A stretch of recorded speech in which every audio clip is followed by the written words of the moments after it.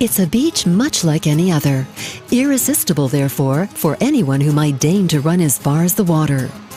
And yet, if one looks more closely, Miami Beach has an additional quality, an energy and a melting pot atmosphere that attracts every class and every generation.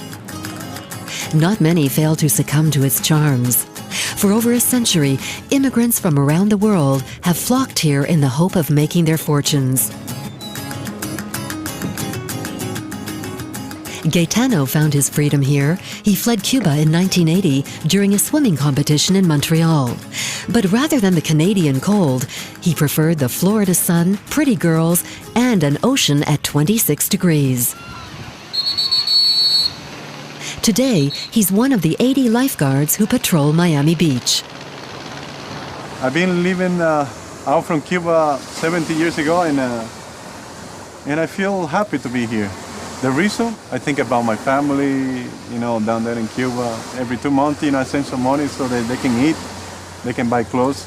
The reason that there is a lot of Cubans in Miami, because I think in 1960, when Castro he took the power, a lot of Cubans didn't like it, the system, so that's why I started immigrate to Miami. Miami has become the United States' Little Havana. But then the city is not that far from the Cuban coast. Since the 1960s, the flow of balseros, the candidates for exile who cross the Gulf of Florida, has never been interrupted.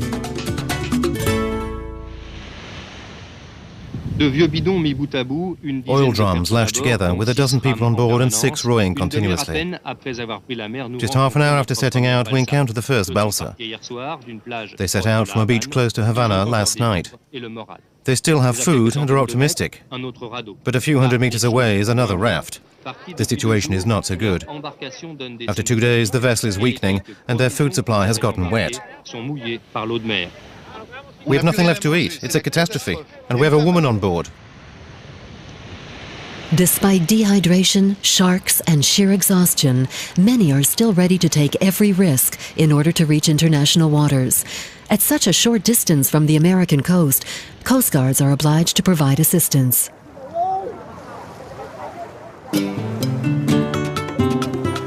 For Cuban families, Sundays mean that the men are at work while the women and children come down to the beach.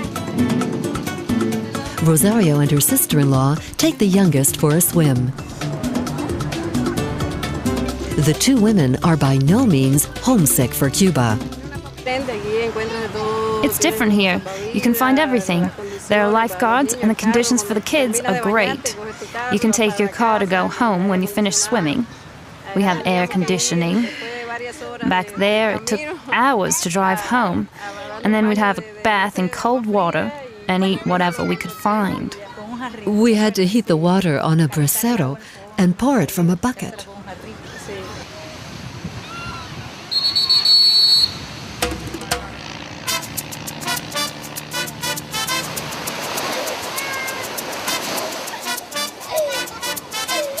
The festive Latino spirit has long been part of Miami's beaches.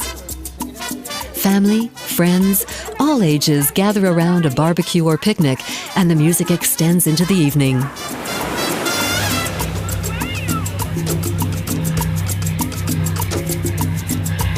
For the younger Cubans, however, the American dream perhaps has a downside.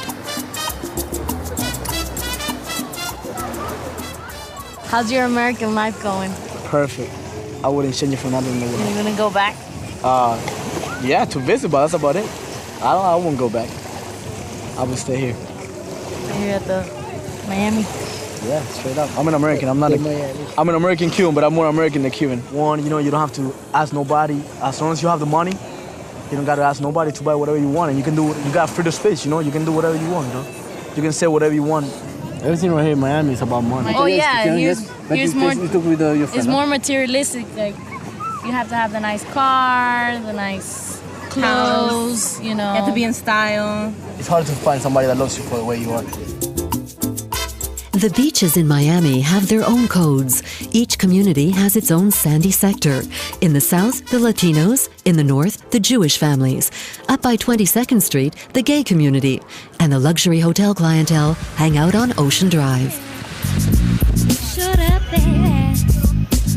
Ocean Drive is the place to be seen, Miami's showcase where excess and extravagance are the norm.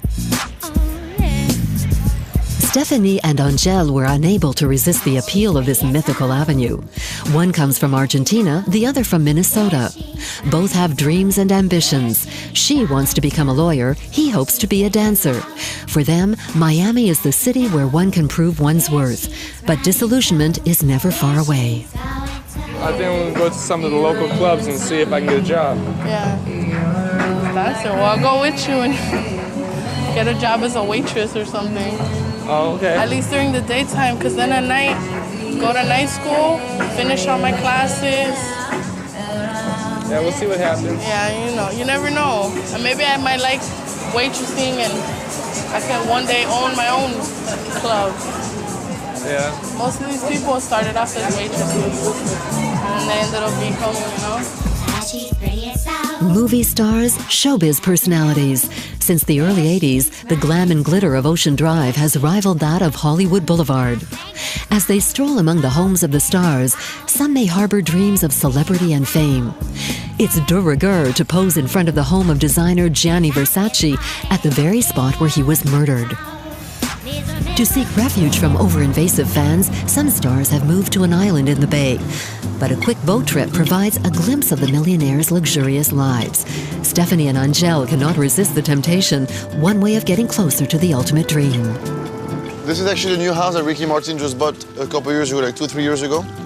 He bought this house and he lives himself in this house. So he lives right by Frank Sinatra's? By Frank Sinatra's old place, yeah. Yeah. Oh my God, look at this house.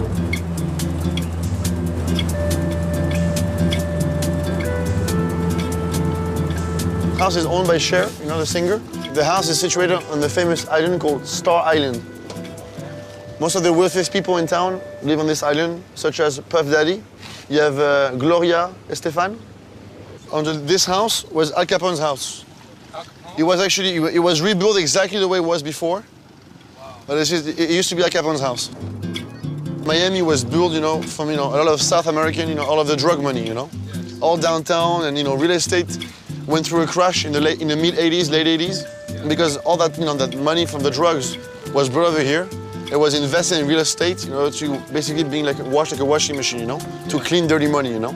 And when I was talking to you about saying that, you know, Miami was built with, you know, with drug money, it wasn't most of it, just that, you know, since all the islands and Colombia and all those countries were around, and Miami was the first port for the United States, you attract all those people. But if you look at the history of how Miami was built and what are the people that brought everything to Miami, the Cubans have a lot to do with it.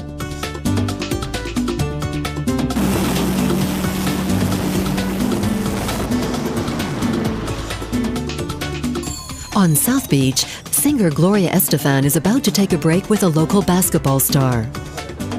The Latino's idol is promoting her latest book on television. All year round, South Beach is a vast open-air film and TV set.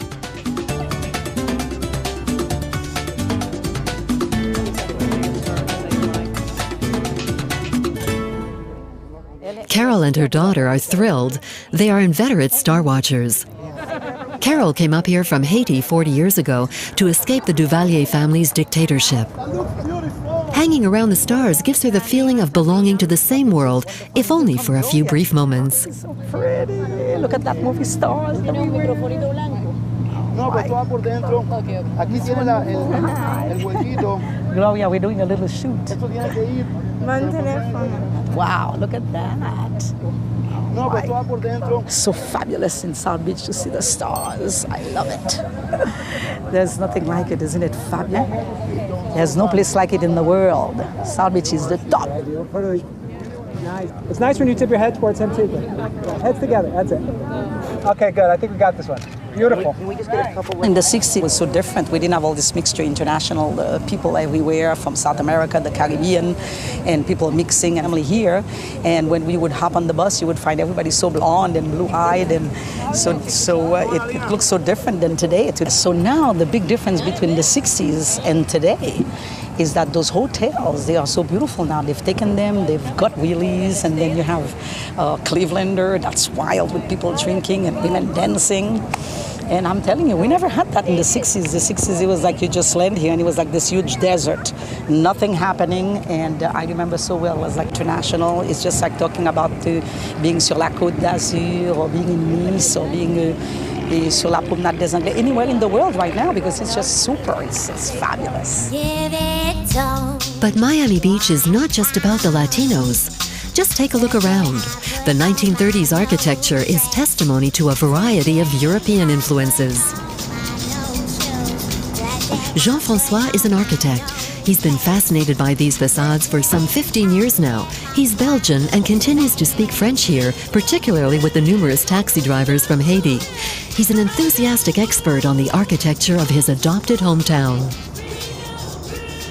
In the archives, we've been able to find that the names of a lot of the people involved were architects and promoters who came from Eastern Europe, from Hungary, East Germany, etc. It's urban architecture, but it's also an architecture that can be found, interestingly enough, in Tel Aviv. And these architects of Jewish origin were certainly interested in the Bauhaus and the German origins of a modern white architecture, Le Corbusier, of course, but more so in Eastern architecture, from Eastern Europe. Okay, you can drop me here. How much is that? You've learned quite a lot. Now you can tell all your customers. See you soon.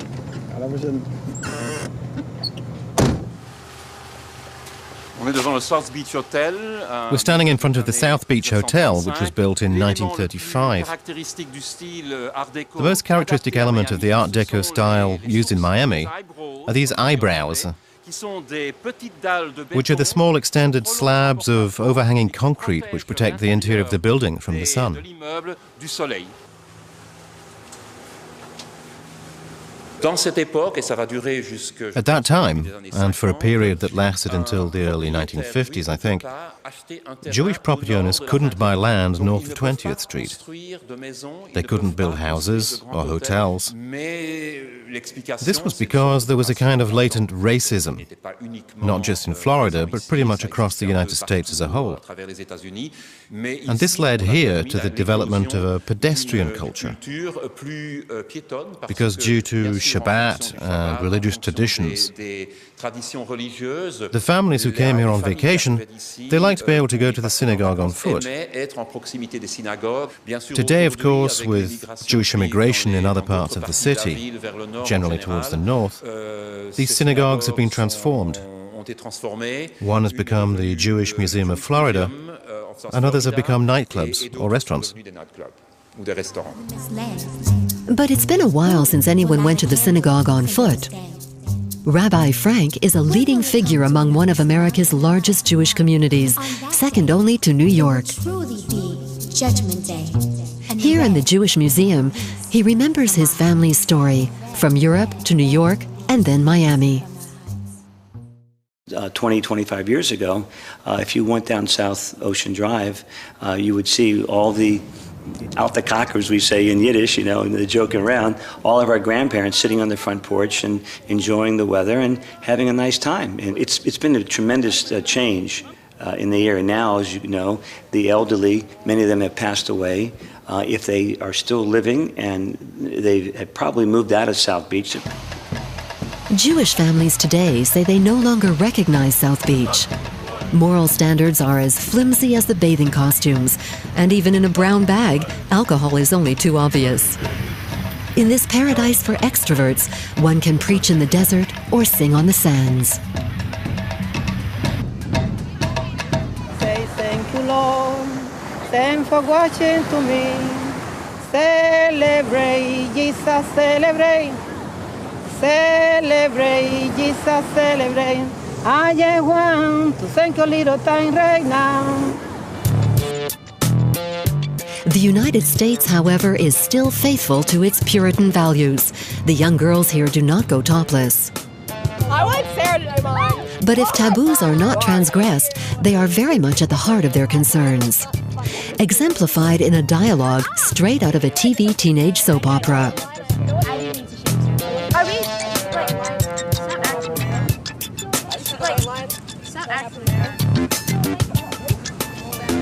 It's hard to meet a nice guy that's like not just wanting sex from you. That's amazing if you find that. Go for it. Especially at such a young age, like people having sex at such young ages. Yeah. 10 years old. Are you smiling? No, for like 10 years old. So I'm a virgin. So am I, God. I am. Don't even lie, girl. Don't even lie. Our generation's messed up because of our parents. It's not our fault. Blame it on your parents. Hey, That's sex, a good drugs, thing. and rock and roll, that's what they grew up to. What did you say? Sex, drugs, and rock and roll, that's what they grew up Rock to. and roll. I like a guy with a good smile and a nice personality. Somebody that's truthful. I mean, if you don't trust the person, they're not truthful to you. That's true. What are you going to do with a relationship? And I like a guy with nice abs. That's always a plus. Nice abs would help. That's the basis of all relationships. Right there. Good body. Miami Beach belongs to those with the best sculpted muscles. Silicone, plastic surgery, steroids. The cult of the perfect body knows no limits. Some even base their whole philosophy around it. Yeah, here in Miami City, it's like everything about artificiality and having money, fancy cars and everything. But here, when I come to the beach, this is my source for bringing good energy, positive energy, health, and be in peace with nature. So the way I can face the reality of the Miami City.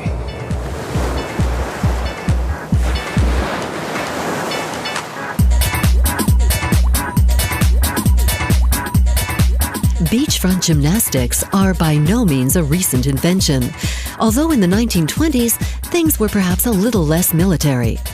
During the Second World War, the sands of Florida often welcomed returning GIs who came here to recover. They would remember such visits and return after the war with their families to enjoy the climate and the sports facilities. Today I put on my nose dress. Today I put on my nose shoes. Today I put on my... The most talented can turn professional and perhaps become stars in their own right. In the United States, sport is the surest way to succeed. For the Black community, it is also a means of integration. Curtis is just 25 and already has a bright future ahead. He arrived here 10 years ago from the French West Indies and is now a local basketball star. So I got to get ready for this trial, so it's killing me right now. I just got to get on mostly just hit my jump shot, right? Jump shot, right? That's what I'm saying, because your dunks, you already got the three that you're going to do. And then do over 5-10 more minutes of that, and then we just hit the beach, do some runnings there, and we, go for the rest of the legs. Okay. Is that cool? We do that. Okay. All right, cool. Let's do that, man. Let's go. All right. Curtis is an investment, and the returns are eagerly awaited. His expenses are entirely covered by his club. He has to be encouraged and nurtured. When that dunk, that was crazy. You got my respect from that. I respect Curtis Joseph from that, man, from that dunk. That was sick. That was crazy. I never saw anybody get up like that, you know what I'm saying? That's a while now. 6 years from now? Long time, man. Yeah, long time fly by. Yeah. We got 2 more weeks, man. 2 more weeks. I got to get ready for this tryout, see how it goes. It's going to be here, my life here, how I'm living. Ici, il y a tout ici, là. Here, if you want to try your hand at something, there's everything you need. Miami is a good place to start out. A lot of business is done on the beach because there are a lot of people here. They come from all over and they come on vacation, but they also do a lot of business here. You never know who you're going to see here on the beach. La personne tu vas rencontrer ici à plage.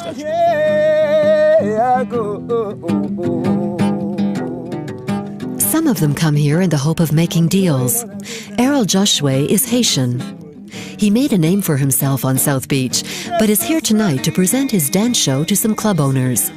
Yes, perfect. Oh my God, did you see the email? Yes, it's Mark. His producer in the striped shirt hopes to sign a deal to sell the show to one of the hippest places in Miami. Same here. I wanted you to meet Ewol Josue. He's the act that I was telling you about for June 17th, for June 1st. I think it's going to be perfect. Il est hyper bien. You have to see him. Actually, we're so ready for you that he has his dancers here. Garçon solide, oui, comme nous. Et puis voilà. Et on étire, et on va.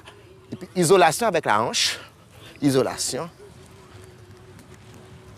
Et puis on tourne. Devant comme le grand bleu, comme la mer. Vous prenez la mer, vous faites les choses en grand. Vous faites les choses. Vous sautez. Dans Kadia, vous sautez. They have to sign you up. They have to sign you for June Fest. I think he needs to do more than one. Oh, he has to do more than once? Ici, on travaille très They bien. work well here. It's magic. It's extraordinary here.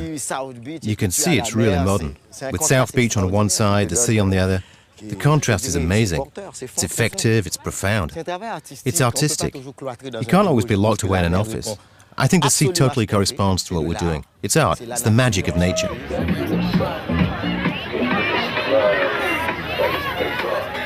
Less artistic, but just as active, the cool young things hang out behind the fence at Nikki Beach, the place to see and be seen. As dusk falls, things are warming up.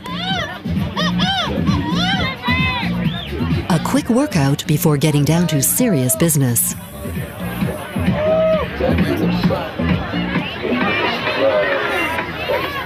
Carol loosens up, and Gaetano comes to check things out. And Curtis makes a date for the future. The night owls will meet up again later after preening their feathers a little.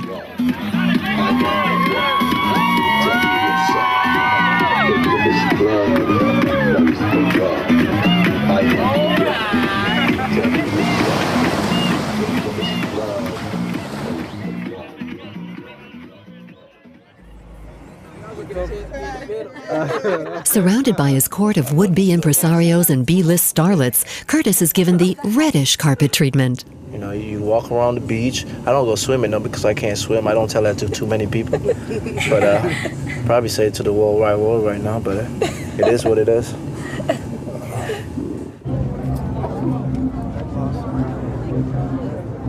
Tonight, everyone's meeting up at Mango's.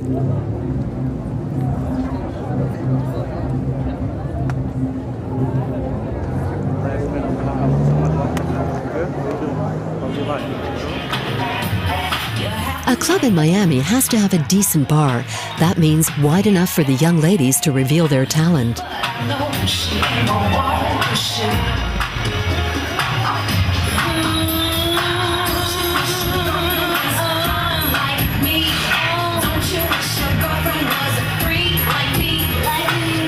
As a budding sports star, Curtis is always seeking to go higher and faster and face every new challenge.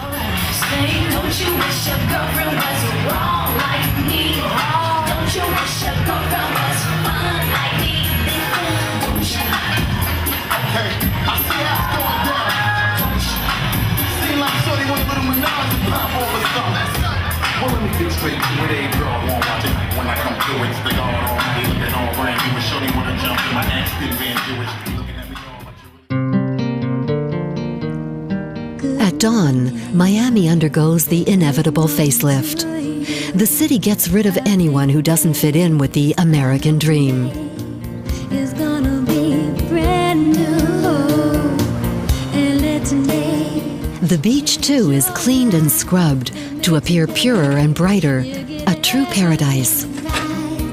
'Cause if you could see what I see, then you would know tonight. Every year, cyclones wreak devastating damage, but everything is simply rebuilt as it was before. It's gonna be now the best in love, the best in love, the best in love. Before the bathers take over the beach, Gaetano has a few minutes to himself. Every single morning I swim with the dolphins. And that's another my connection spiritual that I got from them. A few moments of freedom, the freedom he came to these shores to find, the dream of Miami Beach.